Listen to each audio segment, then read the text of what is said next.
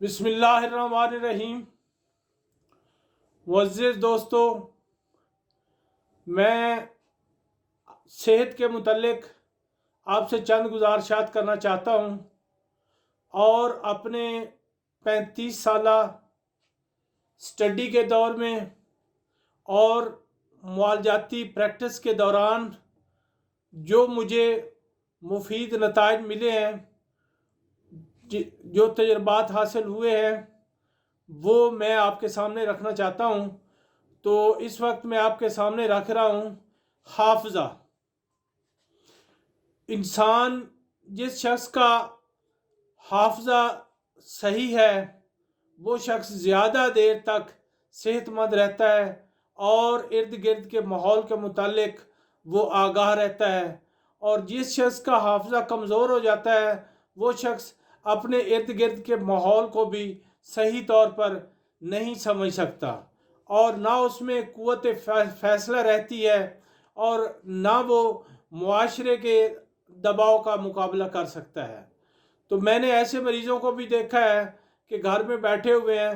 اور ان کو گھر کا باتھ روم جو ہے اس کا دروازہ بھول جاتا ہے۔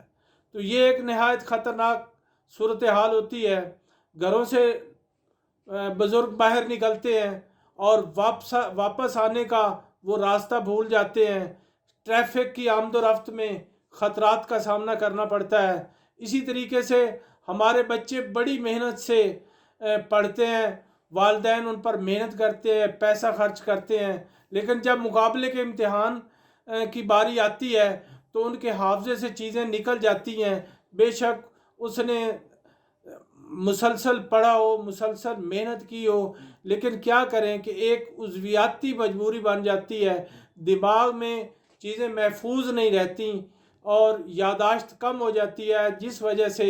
بچے جو ہیں وہ صحیح اچھے نمبر نہیں لے پاتے اور مقابلے کے امتحان میں وہ کامیاب نہیں ہوتے۔ تو اس کے لیے میں آپ کو یہ گزارش کر رہا ہوں کہ ہمارا جو دماغ ہے یہ ہماری جو حواس ہیں، حصے ہیں، ان سے معلومات حاصل کرتا ہے اور پھر ان کو اپنے اندر ذخیرہ کرتا ہے، اور پھر ہمارا جو حرکی نظام ہے دماغ کا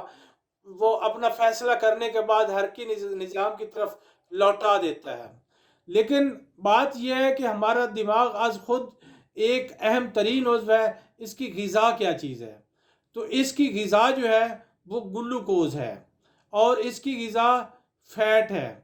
چکنائیاں ہیں، دیسی گھی ہے، بادام ہیں۔ اگر کوئی بندہ یہ چیزیں کھاتا رہتا ہے اور اس کے باوجود وہ کہتا ہے کہ میرا حافظہ کمزور ہے، تو پھر ہمیں ضرور اس پر توجہ دینی پڑے گی۔ اس کا مطلب یہ ہوا کہ غذا نفوذ کرنے کے جو راستے ہیں وہ بند ہو جاتے ہیں، یا تو اس میں بلغم آ جاتی ہے یا نالیاں تنگ ہو جاتی ہیں، اور جس وجہ سے ہر وقت نزلہ زکام کھانسی بھی رہتی ہے، کیرا رہتا ہے، اور مریض کو یاد نہیں رہتا چونکہ اس دماغ کو غذا پوری پہنچ ہی نہیں رہی ہوتی۔ تو میں آپ سے گزارش یہ کرنا چاہتا ہوں کہ ایسی صورتحال میں آپ اپنے بزرگوں کو بھی تکلیفوں سے بچائیں، ان کے حافظے کو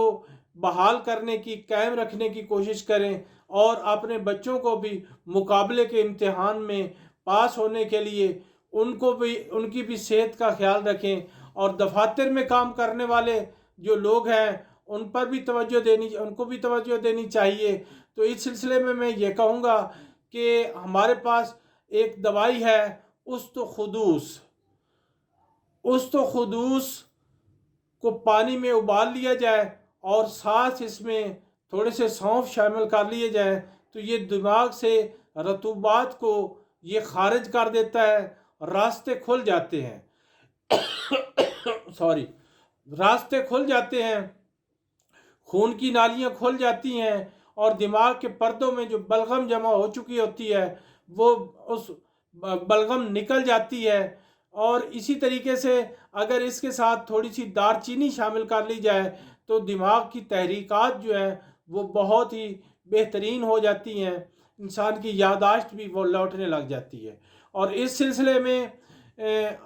ہمارے پاس ایک البا ٹانک ہوتا ہے، اور البا ٹانک بچوں کے امتحان کی مقابلے کے امتحان کی تیاری کے لیے، بزرگوں کے حافظے کے لیے، راستہ بھول جانے والوں کے لیے، وکلاء کے لیے، ججز کے لیے، گواہوں کے لیے ایک بہترین ٹانک ہے، اور اس سے انسان کی یادداشت بیدار بھی رہتی ہے، بحال بھی ہو جاتی ہے، اور پورے جسم کو طاقت ملتی ہے۔